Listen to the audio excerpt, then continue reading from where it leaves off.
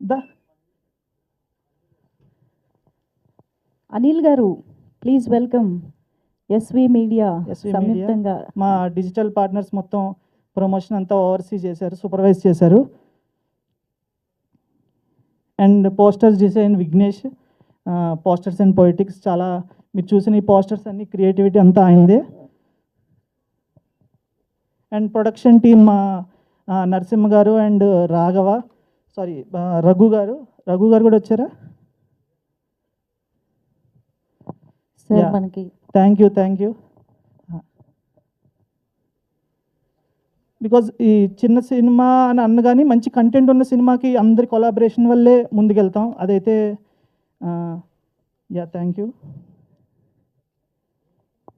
Production team and post production CQ studios అందరికీ చాలా thanks. And so Vaibhav than so ఇద్దరం కలిసి స్టార్ట్ చేసాం. ఆ స్టోరీ అంతా చాలా ఇంటర్వ్యూస్లో చెప్తున్నాం.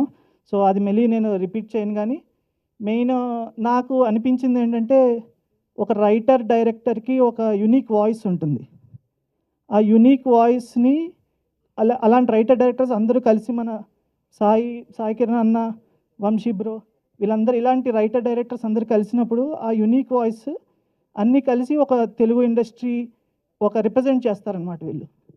సో వీళ్ళ నుంచి వచ్చే యూనిక్ ఐడియాస్ ఆడియన్స్ ప్రమోట్ చేయాలి. అండ్ సంథింగ్ అది మర్చిపోయాను. సో పర్లేదు ఫోన్ తీయండి సార్. ఫోన్ తీనా?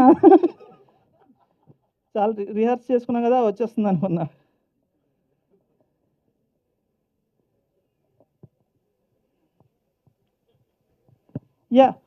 సో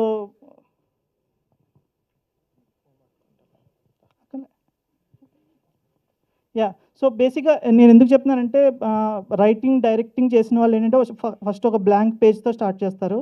సో వాళ్ళు ఒక ఫస్ట్ కాపీ బయటకు వస్తుంది. ఆ మధ్యలో జర్నీ చాలా వన్ మ్యాన్ ఆర్మీ కింద ఉంటారు, టీమ్స్ ఉంటారు. సో చాలా స్ట్రగుల్, చాలా హై, చాలా లో, అన్నీ త్రూ ది ప్రాసెస్ నేను చూసా. సో జనరల్గా రైటింగ్ డైరెక్టింగ్ చేసిన వాళ్ళు చాలా టైం తీసుకుంటారు సినిమా చేయడానికి, ఎందుకంటే వాళ్ళే స్టార్ట్ చేసి ఎండ్ చేయడానికి. కానీ మా వాడు ఒక్కడు కొంచెం యూనిక్ ఉన్నాడు. 6 monthsకి ఓ సినిమా క్లోజ్ చేయగలడు.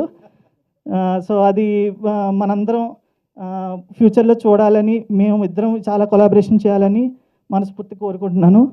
అండ్